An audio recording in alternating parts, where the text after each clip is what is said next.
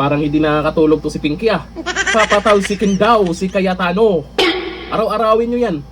Mukhang araw-araw na kayong puro kontra sa majority. Hindi nyo talaga matanggap-tanggap? Natalo kayo? O baka may kinakatakutan kayo na magkaroon ng investigasyon dyan sa maanumalyang flood control project? Kasi nakakahiya para sa'yo kung merong bagong malaman kung sino talaga ang totoong mastermind. Nakakahiya sa'yo dahil itong si Senate President Cayetano mukhang mas seryoso mas seryoso na papanagutin ang mga buhaya lalo dyan sa Senado. Parang takot na takot kayo sa majority ngayon kasama si Tuta Soto. O ayon dito sabi, patalsikin si Cayetano.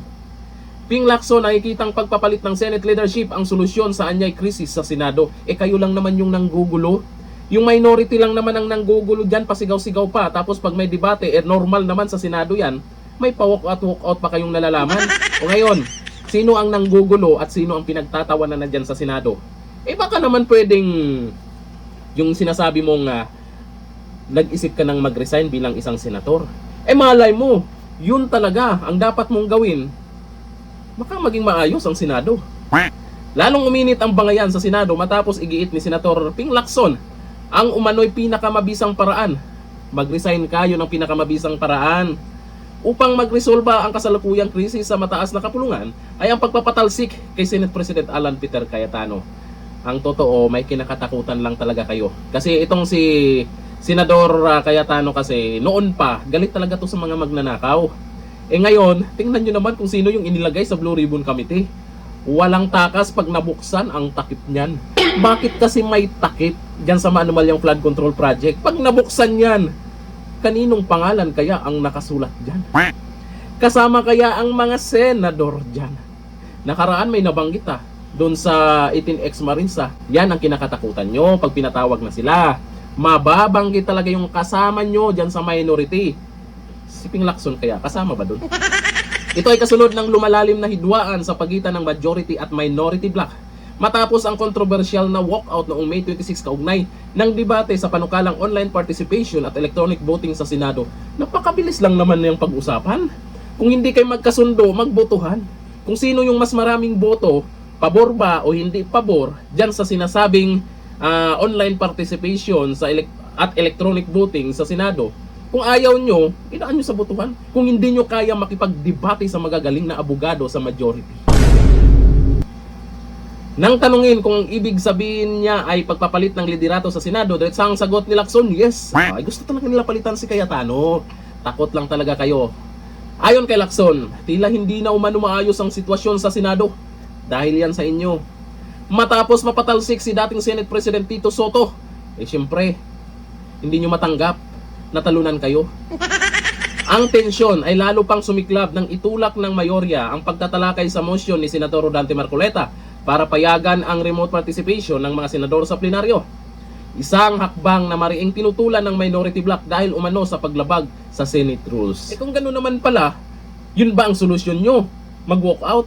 Yun ba ang solusyon nyo? Palitan ang Senate President? Dinadahilan nyo lang yan. Dahilan lang yan. Nag-walk out noon ang minority senators bilang protesta habang patuloy nilang iginiit na dapat munang dumaan sa Committee on Rules ang naturang panukala. Wala pang reaksyon mula kay Senate President. Naku, sakit sa tainga nyo yan, Senate President Cayetano. Kaugnay na huling pahayag ni Ping Lacson. Itong si Ping Lacson, inaasahan naman natin yan, hindi maubusan ng kung anong pinagsasabi niyan. Magaling magsalita yan. Yun nga lang, yung sinasabi niyang nag-iisip siyang mag-resign, sinusuportahan ka po ng taong bayan. Nakita mo naman sa balita at nakapost yung sinasabi mo na yan na nag-isip ka na mag-resign dati na sa senator, pakpak, ganun. Maraming ang natuwa, maraming excited. Bakit parang kinalimutan mo yung pinagsasabi mo na yun? Malay mo Malay mo, Ping Lacson, pag nag-resign ka, at yan yung magiging dahilan kaya maging maayos dyan sa Senado. Maayos ang takbo dyan sa Senado. Di maging bayani ka pa. Sasaludo kami sa iyo. Suportado ka namin sa pagre-resign mo. O ayon dito sa mga nagkomento, Ping Lacson, dyan sa plano nyo at sa kagustuhan nyo. Sabi ni Fernando Tadle, Lacson, sabi mo mag-resign ka na bilang senador. Sabi ni Sandra Samonte, Takot na takot kasi mabulgar. O, yun ang tingin nila ha. Sabi ni Ernesto Canlas, hindi makamove on talaga si Ping kahit minority na feeling majority pa rin. Sabi ni Jojo Damasco, takot yan si Pinky. Naku, ano kayang kinakatukutan ng mga to, Sabi ni Francisco, nagsimula pa lang, nag-iiyakan na kayo. Sabi ni Hermosa Baron Juan Jr., natatakot ba sila maumpisahan uli ang flood control investigation? Yan po ang excited po ang mga tao tungkol po dyan sa investigasyon ng flood control. Manumalyang flood control project. Kasi maraming kulang. Noon, nung ito pang si Ping Lacson ang Blue Ribbon Chair, maraming kulang kasi maraming dapat ipatawag dyan para magkaalaman kung ano talaga ang katotohanan. Kasi ang pinakamatindi talaga, ito daming nag-aabang, na may mga taong ipapatawag dyan, lalo na yung sa ex-marines, kasi matindi po yung mga ebidensya na nailabas nila. May mga nagsasabing AI daw, syempre yung mga nakapanood nun, makikita naman natin kung AI talaga yung mga picture, video na inilabas nila. Kasi napapansin nyo sa balitang to, karamihan ng mga nagkomento ay sinasabing natatakot itong ilang senador, hindi naman lahat, natatakot itong ilang senador na nasa minority kung maumpisahan ulit ang investigasyon sa Manumalyang Flood Control Project. Kasi hindi na nila kontrolado yan, kasi majority na ang may hawak dyan. Sila Pia Cayetano, ang vice chair si Marcoleta pa. Naku, kabahan talaga kayo. Kaya yung nakaraan na may nabanggit na senador, may mga nabanggit dyan, ayun nga, matindi yung mga nabanggit na pangalan dyan, mababalikan yun. Mababalikan yun at maging malinaw talaga. Dapat nga araw-arawin pa yung investigasyon dyan dahil bilyon ang pinag-usapan dyan ha. Bilyon ang pera na kailangan nating mahanap kung nasaan. Gustong kalimutan ng iba dyan, yung mga buhaya dyan, kasi malamang ikakasira nila yan. Pero sa ngayon, gigil na gigil itong si Ping Lacson. Galingan mo pa habang pinagtatawanan ka na. Kasama yung minority, nakakampi mo dyan. Pinagtatawanan na rin sila. Tingnan nyo sa mga post nyo mismo. Sa sarili nyong page. Yung iba pa nga nag-off comment na. Nasasaktan sila.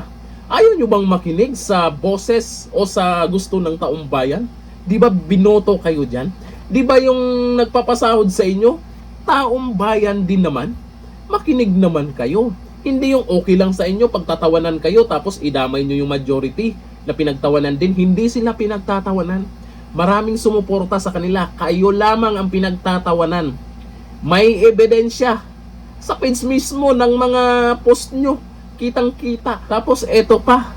Mabalitaan natin gusto nyo mapatalsik si Cayetano. Kasi sa mga nag-comment dyan ha, karamihan, takot kayo. Yan, dito lang natin. Thank you. Bye-bye.